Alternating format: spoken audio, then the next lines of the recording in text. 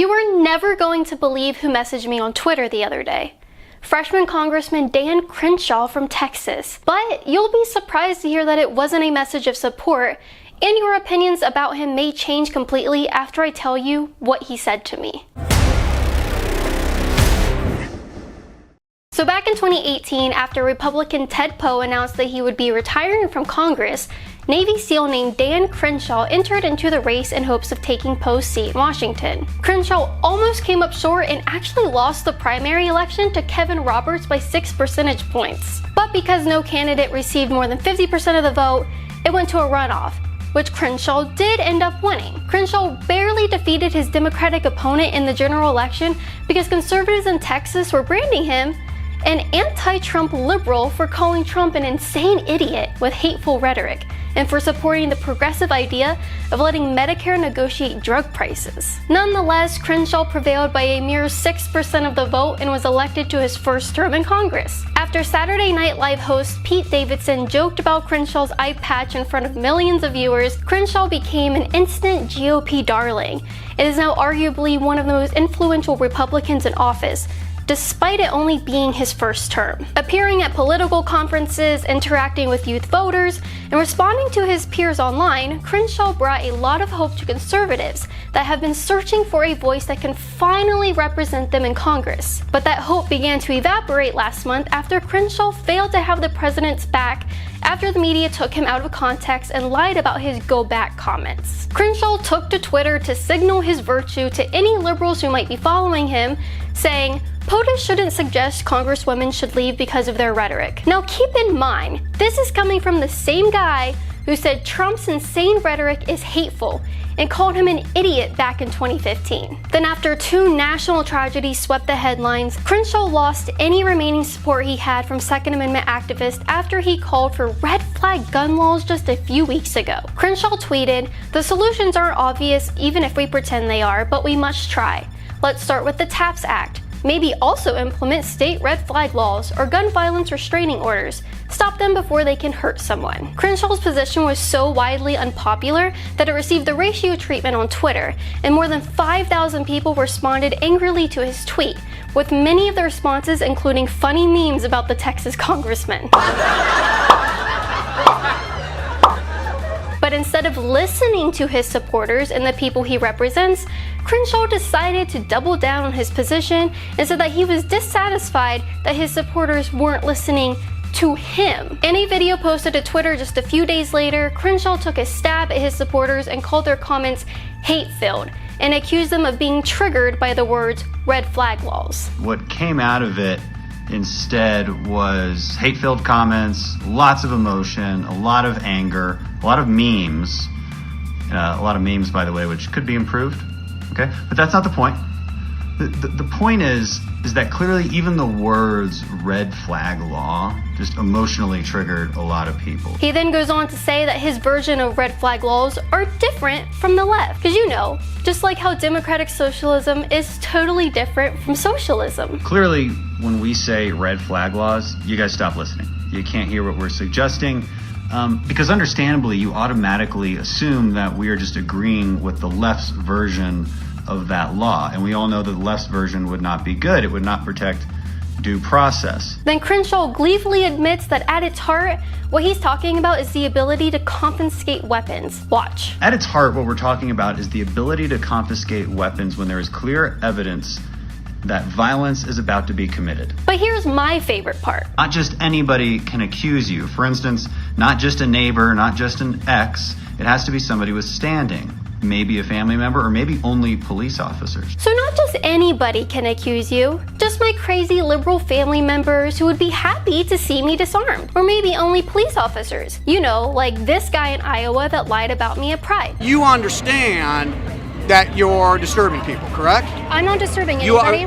Let me tell you something. Or these officers in Detroit that didn't care about leftists shoving me. You guys gotta move out. Yeah, sorry? move out. They need you to move out. Why? Immigrants are welcome. Because it's creating too much of. I'm being followed. By who? Or how about about these cops in New Jersey that were ready to kick me out of Rutgers University because some liberals got mad that I was filming in front of a communist memorial. To be honest with you, I don't even know. I don't really know why I'm here. We just got an idea. Yeah, I'm sure giving the government the ability to determine if I should have firearms would be a great idea and a totally conservative solution. I'm sure all of the Democratic politicians that control the police totally wouldn't abuse their powers and disarm conservatives. So after Dan Crenshaw and Donald Trump both voiced their support for red flag laws, I took to Twitter to express my frustration. I tweeted, "Republicans are spineless. Shame on Donald Trump and Dan Crenshaw for supporting gun control. The actions of others don't determine my rights, and you're stabbing your voters in the back. Don't expect to get reelected if you want your voters to be left defenseless." After Crenshaw released his cringeworthy video about doubling down on his support for red flag laws, I tweeted, "The ghost of John McCain lives on in Dan Crenshaw. You haven't even been in office for a year, yet you've already sold out to the gun grabbers. What part of shall not be infringed is too hard to understand?" Then last week when I was in Boston, I grabbed a photo with a red, white, and blue rhino in Quincy Market and tweeted it out saying, "I got a photo with Dan Crenshaw today, #rhino. Despite following me on Twitter, Crenshaw never responded to my prior 2 tweets about his support for red flag laws. Strangely, it was my photo with the fake rhino that caught his attention and triggered him enough to message me. And instead of messaging me to further explain his position or ask why I feel the way I do about him, Crenshaw decided to act like a teenage girl and attack me for my activism. Now at first, I was a little hesitant to publish our conversation out of respect for Congressman Crenshaw, but after reading through our messages multiple times,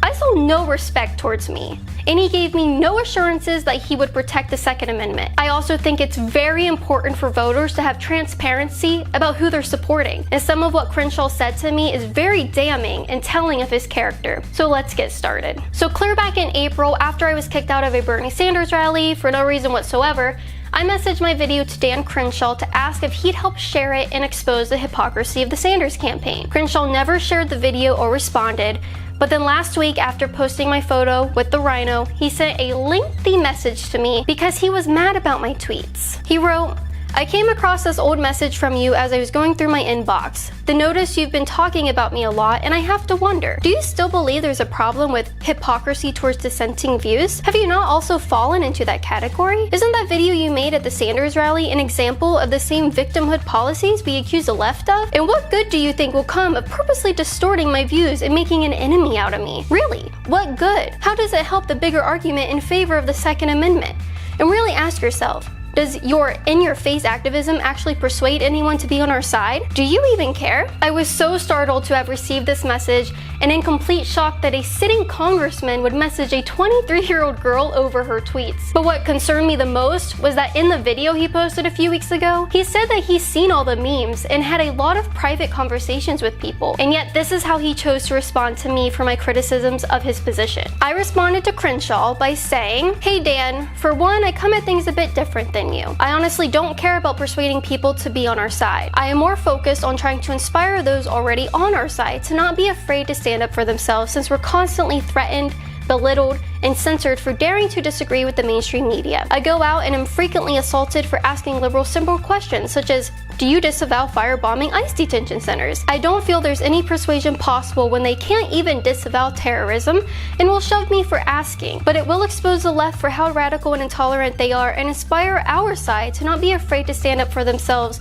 if a 5'4" girl can do it." To your question though, I don't wish to make an enemy out of you, and I really want to like you, but the moment you start proposing ideas that I believe run antithetical to our Second Amendment, you lose my support. I feel exactly the same way about Trump right now and have been even more disappointed about his stance on the second. Red flag laws have already gotten people killed, and in an age where Republicans are being labeled as white super sauces and members, you know this power would be abused, and you know it would lead to the disarmament of the people who support you. The fact that you were bothered enough by my tweets to message me shows both me and yourself that you know conservatives aren't happy with your position on it, and I really hope you're having second thoughts. We already have everyone on the left calling for gun control. The right needs someone to stand up for the Second Amendment just as strongly as they stand against it. I really hope you can be that person. Now, instead of addressing anything that I said, Crenshaw decided to insult my activism some more. Instead, your private comments are very different from your public ones, which gives me a sense of what your real goals are. Attention, not advocacy. Your concerns about those laws are valid, and I've addressed those concerns in detail and referenced the Cato testimony for a true understanding of the subject, but your public rhetoric is going to hurt our cause far more than help it. As you said, you don't care about that. Again, engaging in victimhood politics is what the left does, not what conservatives do. You pretending publicly that I am against you is exactly that. Victimhood politics. I hope one day you'll realize that. Good luck. At literally no point during this did I even find it cool that I was messaging the Dan Crenshaw. I was instead disgusted that a member of Congress that claims to support the same things I do was trying to make excuses for why he supports gun control and insulting my activism instead of trying to have a decent conversation and try to change my mind on red flag laws. I addressed this with him in my next message and made some suggestions for what I would like to see an elected conservative do in office for our gun rights. I said, out of everything I said to you, all you took out of this was a way to insult me further and complain about how you're upset with my public comments.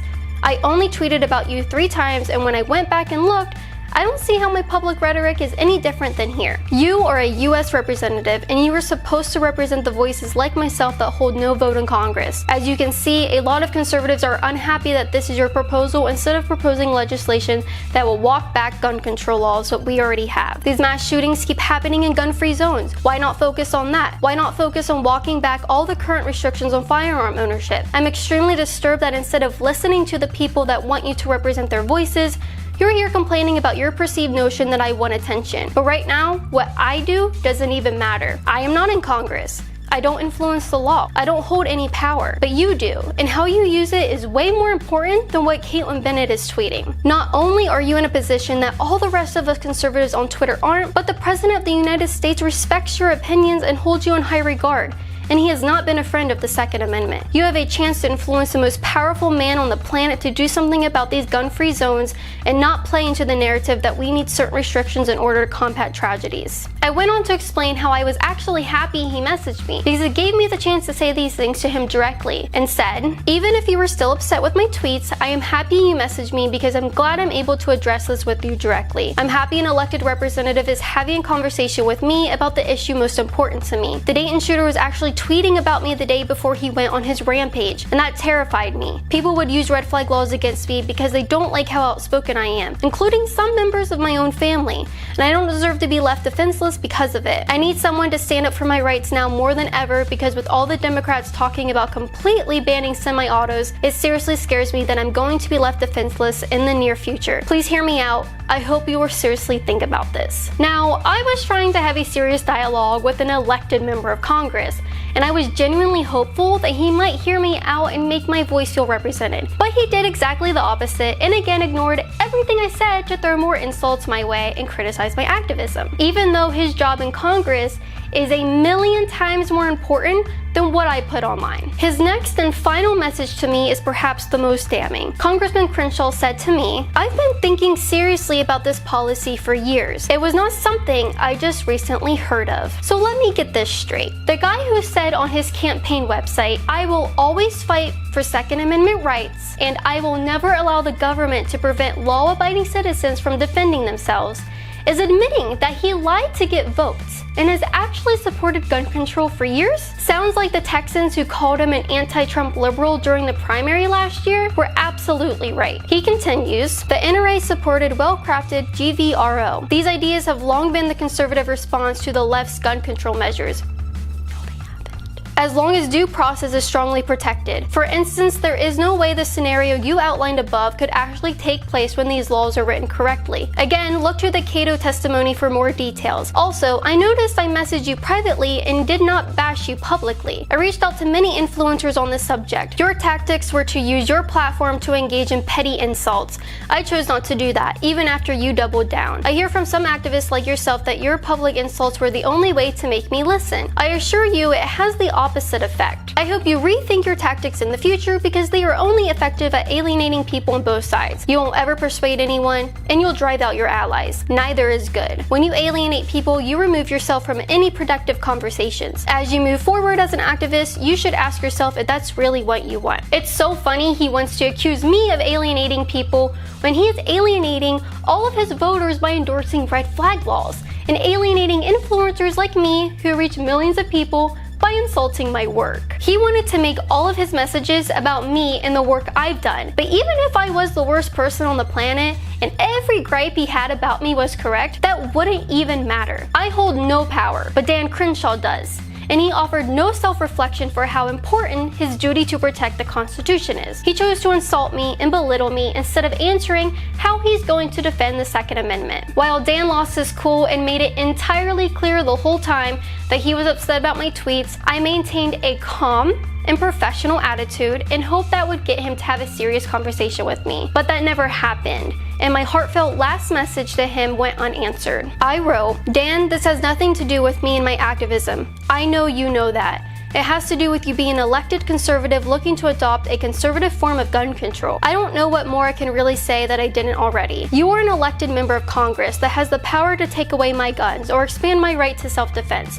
All I can really say is I hope you will choose the latter. I'm going to be brutally honest and tell you I don't think Texans will re-elect you to a second term if they can't be confident that you will. I've expressed a lot of concerns to you about my fears for this country, and you haven't really reassured me that you will see to it that you will fight to end gun-free zones and firearm restrictions. Have a good night, and I hope you can sleep on this one. You said in your video not to worry because this is just an idea you have and not yet an actual bill you're supporting. So I'm hopeful you can use our input as an opportunity to think of a better solution that we would like to see." Of course, I walked away from this conversation extremely disappointed that a rising star in the GOP could offer me no reassurances that he would see to it that I can continue to have the right to defend myself in this country. His emotional temperament made it clear to me that his power has gone to his head, and his version of red flag gun laws won't be any different from the Democrats. If he's so mad about me tweeting a photo with a fake rhino, imagine what he might want the government to do to people he doesn't like after red flag laws pass. Who's to say he won't want the state to come and seize my firearms? Considering that he admitted to me that he supported red flag laws for years, I can't say I trust him with that power. Red flag laws are already getting law-abiding citizens killed, and Dan Crenshaw doesn't seem to care. At around the same time that Crenshaw was elected into Congress back in November, police in Maryland shot and killed a 61-year-old man named Gary Willis after they, quote, arrived at the house at 5:17 a.m. to remove guns from the home under a new law that temporarily allows for the seizure of firearms. And in Connecticut, a 22-year-old college student was arrested and banned from his campus for sharing a meme. Crenshaw knows that red flag laws will not stop gun violence, but will only create more of it. It will leave the very people that voted for him defenseless and let politicians decide if they are fit to own firearms. And if people are already getting red flagged over sharing memes, what will happen when Dan Crenshaw gets butthurt over any new memes people make about him? I would like to say that I'm surprised by Dan Crenshaw's messages to me, but after finding out that he met with Moms Demand Action to discuss red flag laws way back in February, I realized that he's just a power-thirsty politician trying to manipulate Republicans into turning in their guns. He thinks that he knows what's best for this country, but thanks to the Second Amendment, he doesn't have the right to make that decision. Dan, if you are watching this, I hope you will listen to me now since you didn't care to listen to me when I was messaging you. You're a veteran that lost your eye fighting for our country.